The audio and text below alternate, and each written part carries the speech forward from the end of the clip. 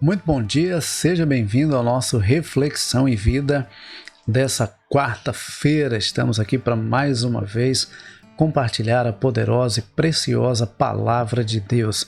Essa palavra que é viva e eficaz e mais cortante do que qualquer espada de dois gumes, capaz de penetrar a divisão entre alma e espírito, juntas e medulas, e discernir os pensamentos e intenções do coração.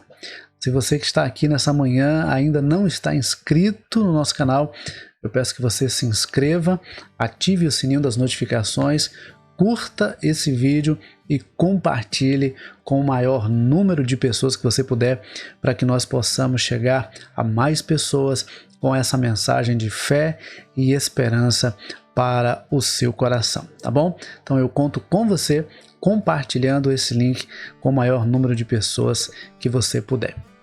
E a nossa reflexão de hoje está baseada no Salmo de número 24.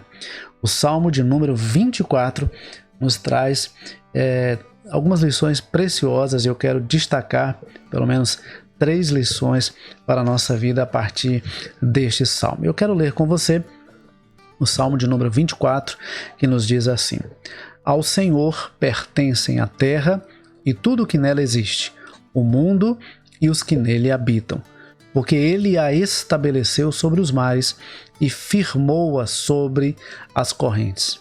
Quem subirá ao monte do Senhor, ou quem poderá permanecer no seu santo lugar?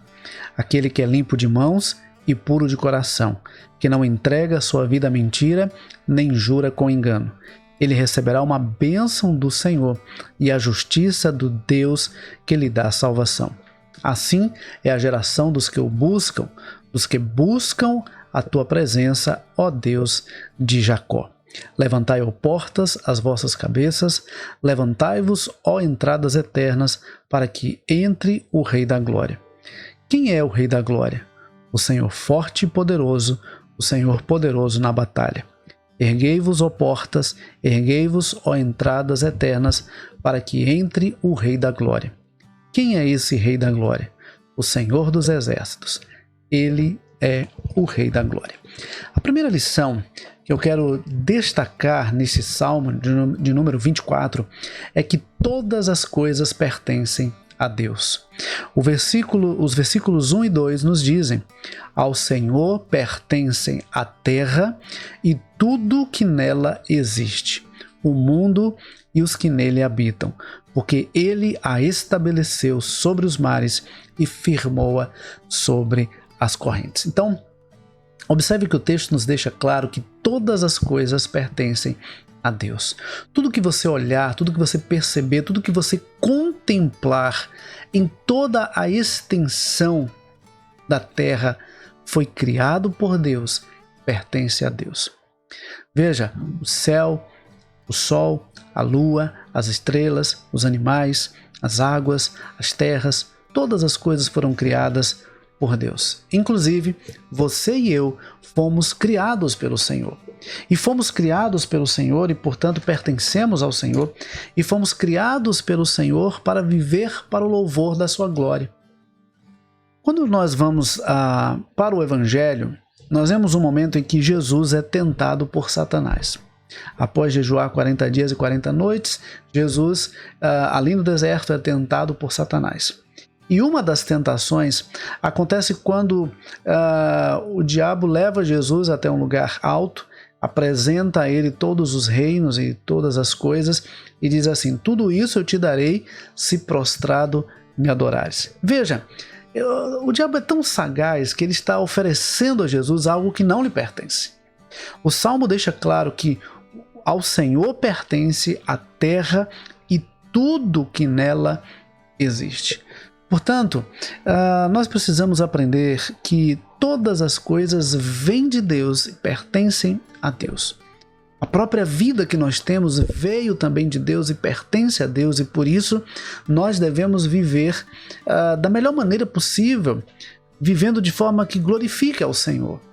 Nós não podemos desperdiçar essa vida, nós não podemos desperdiçar a nossa existência, nós não podemos jogar fora aquilo que Deus nos deu de tão precioso que é a vida.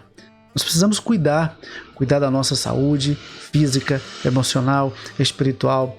Precisamos viver cada dia da nossa vida de forma que o Senhor se agrade, de forma que realmente faça valer tudo aquilo que o Senhor nos possibilitou, tudo aquilo que o Senhor nos dá todos os dias. Então, todas as coisas pertencem a Deus. Isso também é importante para que nós não nos deixemos tomar pelo orgulho, pela arrogância, pela prepotência ou até mesmo pelo sentimento de autossuficiência. Veja, por mais que recebamos do Senhor inteligência, habilidades, capacidades, oportunidades, nossa vida pertence a Deus. A saúde, o vigor, a disposição, a inteligência, tudo vem de Deus. Nós não devemos nos considerar autossuficientes como se não precisássemos de Deus. Nós não devemos ser orgulhosos a ponto de achar que não precisamos de Deus. Nós temos que reconhecer que nós fomos criados por Deus, pertencemos a Deus e devemos viver para o louvor da glória de Deus. A nossa vida, ela só faz sentido quando ela é vivida na presença de Deus, justamente porque nós fomos criados por Deus. Então, a vida não fará sentido para quem não reconhecer Deus como o autor da sua vida e como aquele por quem nós devemos viver e para quem nós devemos existir. Então, coloque isso no seu coração.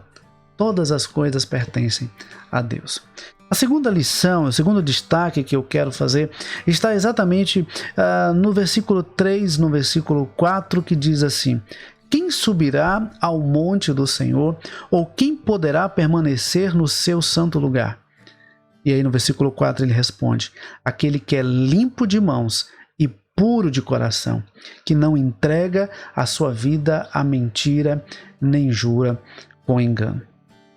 E aí então ele diz nos versículos 5 e 6 que este receberá uma bênção do Senhor e a justiça do Deus que lhe dá a salvação. Assim é a geração dos que buscam a tua presença, ó Deus de Jacó. A pergunta é: quem poderá permanecer na presença de Deus? Quem poderá viver na presença de Deus? Quem poderá estar diante de Deus? Esse Deus que é criador, esse Deus que é todo-poderoso, esse Deus que criou e que sustenta todas as coisas. O que fazer para estar diante desse Deus? O que fazer para viver na presença desse Deus? A resposta está no versículo 4. Nós temos que ter uma vida de santidade, uma vida pura, uma vida limpa, uma vida santa. Mas é importante destacar que isso não é fruto de mero esforço de nossa parte. Isso é fruto da ação do próprio Deus em nossa vida por meio do Espírito Santo, na compreensão da palavra que nos purifica, que nos lapida, que nos transforma, que nos renova e que nos faz viver da forma como Deus quer que vivamos. Eu gosto muito do texto de João capítulo 17, versículo 17. O capítulo 17 de João é uma oração de Jesus. E no versículo 17 ele diz assim: santifica-os na verdade, a tua palavra é a verdade. Então, Deus é santo, Ele é puro, Ele é perfeito. E para que nós vivamos na presença de Deus, para que nós permaneçamos diante do Senhor, nós temos que buscar viver uma vida de santidade. E santo não é aquele que não erra, não é aquele que não peca, mas é aquele que reconhece o seu pecado, confessa e deixa. Existem pessoas que acham que não tem pecado. Existem pessoas que acham que não tem do que se arrepender, não tem do que confessar ao Senhor. Mas a verdade é que todos os dias nós falhamos em algo diante do Senhor. Por isso nós temos que ter a hombridade, temos que ter a integridade, a sinceridade de chegar diante de Deus e dizer: Senhor, eu errei, eu pequei contra o Senhor. Eu fiz algo que eu não deveria fazer, eu pensei algo que eu não deveria pensar, eu falei algo que eu não deveria falar, eu agi de uma forma que não deveria agir. E colocar diante do Senhor. Porque se confessarmos os nossos pecados, Ele é fiel e justo para nos perdoar os pecados e nos purificar de toda injustiça. Mas para que nós tenhamos consciência de que somos pecadores e de que cometemos pecado e desagradamos ao Senhor, nós temos que viver uma vida pautada na palavra de Deus. Porque a tendência do ser humano é tentar justificar o seu erro e muitas vezes se baseando na vida de outras pessoas. Pessoas que são capazes de dizer o seguinte: olha, o pecado de fulano é pior do que o meu. A forma como fulano está vivendo é pior do que a minha. Mas nós não devemos nos comparar com o outro. A nossa avaliação deve ser à luz da palavra de Deus. E a palavra nos diz que Deus é santo. E o Senhor diz assim: sejam santos porque eu sou santo. Então, o motivo pelo qual nós devemos buscar viver uma vida de santidade não é para agradar as pessoas, não é para impressionar as pessoas, mas é porque Deus é santo. E aquele que deseja se aproximar de Deus, que é santo, também deve se santificar, deve se purificar, deve ser transformado pela palavra de Deus. Então ele diz que quem permanecerá no monte do Senhor, ou quem permanecerá no seu lugar santo? Aquele que é limpo de mãos e puro de coração, que não entrega a sua vida à mentira ou a sua vida à vaidade e nem jura enganosamente. Existem pessoas que estão vivendo debaixo de uma mentira. Existem pessoas que estão vivendo atrás de uma fachada, de uma aparência de santidade, de uma aparência de piedade, mas que não correspondem com a verdade, não corresponde com a realidade. Uma pessoa que muitas vezes arrota a santidade, mas que dentro de si não passa de uma podridão terrível por conta de um coração manchado pela mágoa, pelo rancor, pelo pecado, por pensamentos maliciosos, pensamentos que entristecem o Senhor.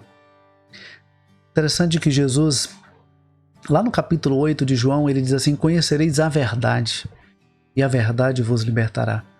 Existem pessoas presas à mentira. A verdade liberta, a mentira aprisiona. A verdade revela quem nós realmente somos. A mentira encobre ou tenta encobrir quem realmente somos. Então nós precisamos ser confrontados pela palavra. Precisamos ser exortados pela palavra, despertados pela palavra, renovados pela palavra, para que nós vivamos uma vida de santidade, para que nós vivamos uma vida que agrada ao Senhor, porque para subir ao monte do Senhor e permanecer diante do Senhor, é necessário deixar para trás tudo aquilo que não agrada ao Senhor, tudo aquilo que não glorifica ao Senhor.